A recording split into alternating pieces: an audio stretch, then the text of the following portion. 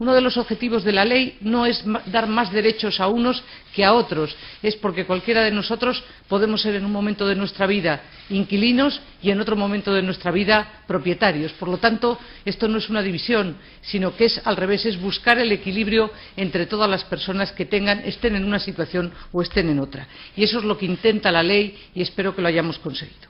Primero, las partes podrán a partir de ahora expresar la actualización de la renta de forma voluntaria. No hay que fijar la revisión de renta al IPC. En segundo lugar, las partes podrán pactar la renuncia del arrendatario al derecho de adquisición preferente.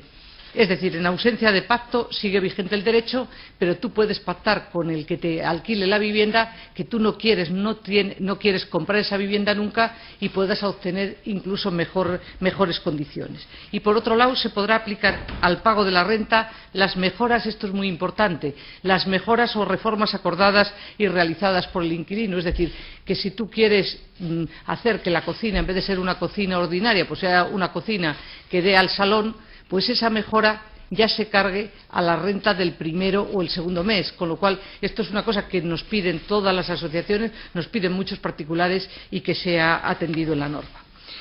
La duración del contrato. La duración del contrato comparativamente con otros países es muy larga y eso hace que en muchos casos la gente sea un hándicap para alquilar una vivienda.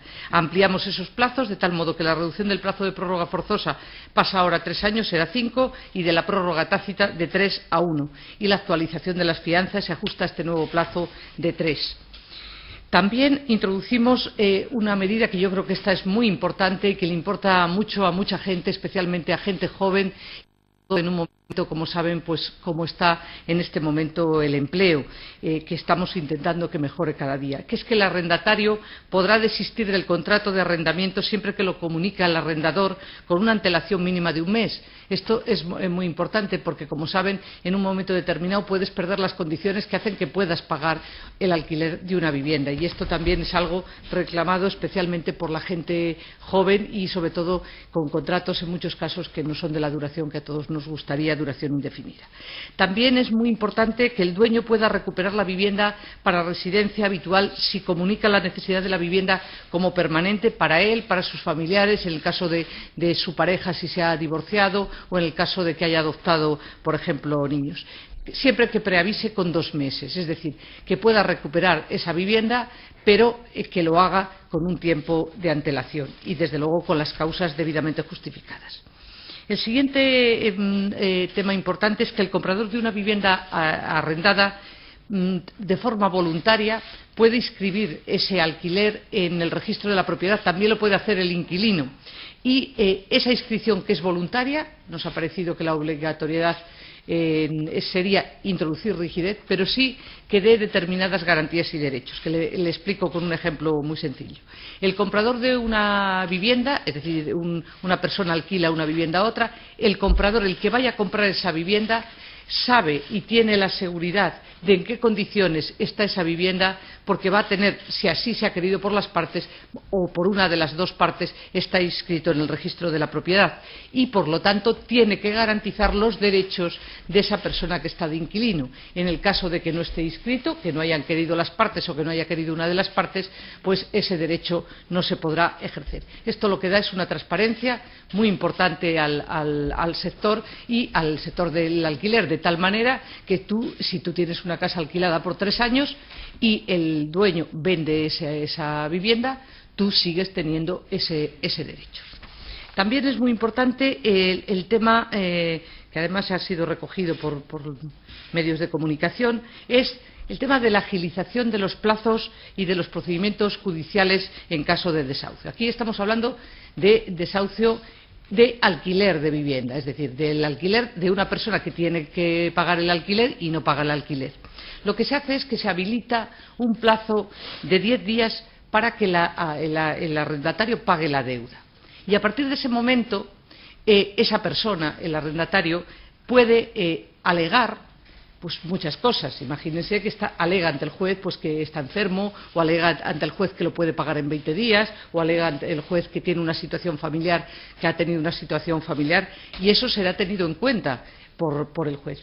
Pero se vincula el lanzamiento, como saben, a la falta de oposición del demandado. Es decir, que si el demandado, es decir, el inquilino, no comparece o no paga, el juez da por terminado ese procedimiento. Y la finalización del proceso será mediante el auto del juez. Es decir, lo que queremos es hacer posible que esa indeterminación que en muchos casos se produce y esos plazos largos se pueda resolver, pero dando seguridad a las partes y que la persona que tenga dificultad también lo pueda alegar de forma inmediata ante el juez. El siguiente tema, que es muy importante, es del impuesto de sociedades de aplicación general. Luego le hablaré de las SOCIMIS, que como saben son sociedades cotizadas. Para las sociedades con carácter general, pues bien, se flexibilizan los criterios específicos que permitan la aplicación del régimen fiscal especial de arrendamiento de viviendas. Por un lado, el número de viviendas, ahora con la nueva norma, arrendadas u ofrecidas, baja de 10 a 8. Segundo tema, las viviendas deberán permanecer arrendadas al menos 3 años y no 7 como hasta ahora. En tercer lugar, las actividades de promoción inmobiliaria y arrendamiento serán objeto de contabilización separada. Y por último, y muy importante, todas las entidades con actividades complementarias a la principal de arrendamiento se les sigue aplicando el 85%, pero siempre que demuestren que el 55% de los beneficios se debe a esta causa. Creo que se entiende y si no, luego en las preguntas puedo profundizar.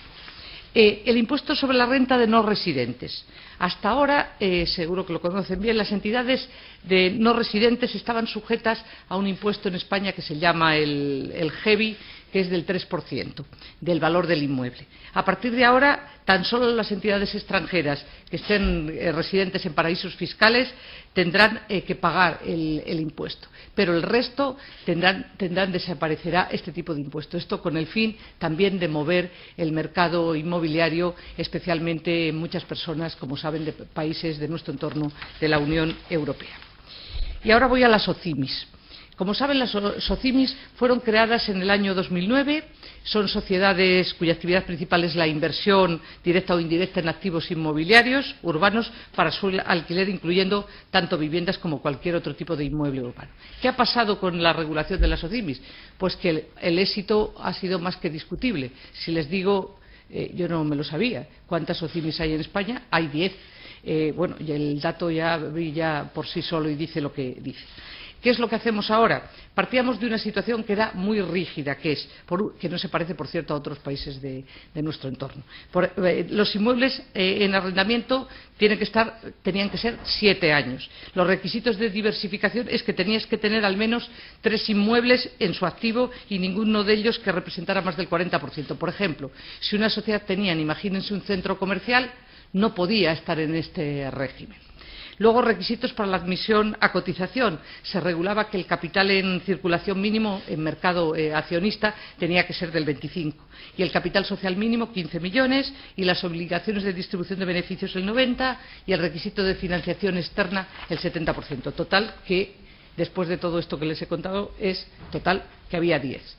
¿Qué es lo que planteamos? Pues ir a un modelo más europeo, si me lo permiten. Primero, reducción del plazo de mantenimiento de los inmuebles a 3 años. Segundo, eliminación de los requisitos de diversificación. Eso es lo que les contaba antes, que es, por ejemplo, que si una sociedad tiene un gran centro comercial o un centro comercial, ya tiene esas características, se cumple el resto de requisitos. Se reduce el capital social a 5 millones. Y el régimen fiscal, muy, muy importante. El régimen fiscal pasa a ser cero, el tipo de gravamen es cero. El anterior era el del 19, pero, ojo, la obligación de distribuir el beneficio procedente de la actividad es del 80% y los accionistas tienen que seguir pagando al 19%. Es decir, lo que se hace es que la sociedad, el principal, tiene cero de tasa impositiva. Y también la flexibilización de los requisitos, por ejemplo, que se pueda cotizar, que esto es un tema que están haciendo otros países de la Unión Europea, en el sistema que conocen bien, sobre todo los que llevan ustedes parte económica, como sistema multilateral de cotización, por ejemplo, el mercado alternativo bursátil. Y, por último, la eliminación de los requisitos relativos a la financiación ajena que les decía anteriormente. Y aquí termina ya mi exposición, que saben que son cosas así ciertamente un poquito áridas, pero sí decirles que esta ley, ya les digo que espero que lo consigamos. Ahora iniciamos el trámite parlamentario. También decirles que estamos abiertos a todas las mejoras de esta ley, porque la ley la presenta el anteproyecto del Gobierno, pero es una ley luego de todos en el Parlamento de la Nación. Esta ley busca el equilibrio. El equilibrio, es decir, ¿qué busca? Busca que algo nos está pasando.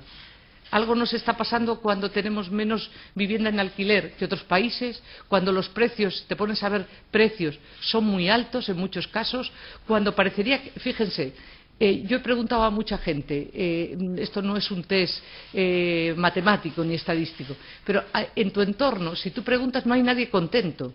Y tú dices, qué mal se hace cuando hay una norma y resulta que no contenta a nadie. Ni contenta a unos, ni contenta a otros, y todo el mundo está descontento. Entonces, lo que tienes que buscar es cómo logras ese equilibrio. Ese equilibrio, como les decía, para que haya más viviendas. Es decir, el efecto primero que te dicen todos los técnicos, todos los expertos, es que cuando tú aumentas el volumen de oferta, bajan los precios razonablemente, como pueden imaginar. Segundo, que la movilidad, que cada vez en nuestro país va a ser mayor, ya la vivimos muchos de nosotros, esa movilidad mayor también va a exigir que tengamos otro comportamiento y desde luego otro comportamiento en nuestro ordenamiento jurídico. Y tercero, y muy importante, que no solo es que se encuentren mejores precios, sino que tanto por un lado como por otro tengas la garantía. Primero, el que va a alquilar, que cuando necesite la vivienda la pueda tener, pero el que alquila, tener la garantía de que si, por ejemplo, pierde el empleo, espero que no, pueda decir, mire, que no, es que me voy, es que no puedo pagar ya y por eso tengo que dejar la vivienda vacía. Y luego el tema de los arreglos en las viviendas, que muchos de ustedes, como le decía, la sociedad no está dividida entre unos que tienen vivienda y otros que no la tienen. Todos los presentes, bueno, no sé si todos, pero algunos hemos sido inquilinos y hemos sido propietarios, y por lo tanto este es el equilibrio que hay que buscar, y a la vez también puede ser, como dice muy bien la vicepresidenta, y por lo tanto, por lo que tenemos que buscar es ese equilibrio, incentivar la oferta de pisos, y eso es favoreciendo el interés de las dos partes. Si no lo conseguimos es que no habremos logrado ese equilibrio. Muchas gracias. Ayudar a las personas, a las familias españolas que más lo necesiten, que sean más vulnerables en la salida de la crisis. Ese es un gran objetivo del Gobierno y a eso nos vamos a dedicar en esta ocasión y en los próximos meses. Por ese motivo, nada más llegar a nuestra responsabilidad, prorrogamos en diciembre de 2011 el famoso Plan Prepara, el plan que hoy traemos a Consejo de Ministros para su nueva configuración después de la evaluación que el decreto de creación de 2011 por parte de un Gobierno anterior ponía de manifiesto y obligaba al Gobierno de turno. Por tanto, lo que estamos haciendo es actuar con rigor, con seriedad y, sobre todo, cumpliendo la ley, cumpliendo ese Real Decreto que preveía, a final de cada periodo, la evaluación y posterior prórroga de este programa. Decirles también que los objetivos de este programa siguen siendo los mismos. Por una parte, atender a las personas más vulnerables en el mercado de trabajo y en la salida de la crisis, y por otra, y muy importante, que sea un camino a la entrada de verdad en el mercado de trabajo. Este programa tiene la virtualidad de que configura itinerarios personalizados para los beneficiarios del mismo, primero formándolos y recualificándolos para que posteriormente puedan entrar de verdad en el mercado de trabajo.